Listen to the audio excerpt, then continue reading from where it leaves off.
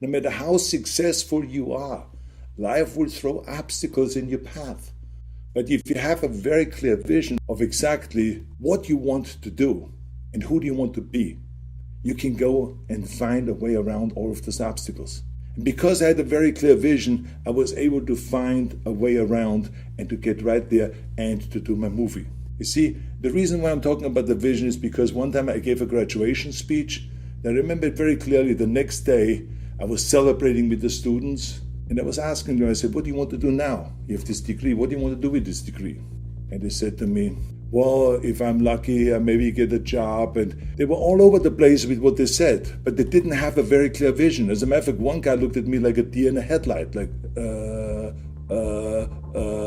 didn't even know what to say when I asked him about his vision, where he wanted to go. So I'm concerned that young people today don't have a clear vision. And that's a real problem because you see, in America, we did a poll, and 70% of the people were not happy with their job, what they were doing during the day or at night. Now think about that. 70% of the people are not happy with their work. Every day they go to work, they're not happy. That is a terrible statistic. I don't want you to be part of that statistic.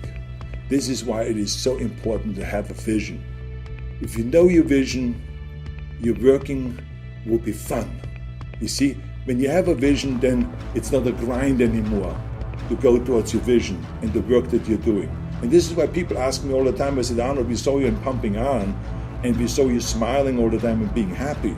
And the other guys all had kind of serious faces and looked very intense. And I said to them, that was because I was happy to work out. I smiled because I was looking forward to every 500-pound squat, every 700-pound deadlift, every crunch, every chin-up, every curl, every squat, everything. Because every rep brought me closer to my vision.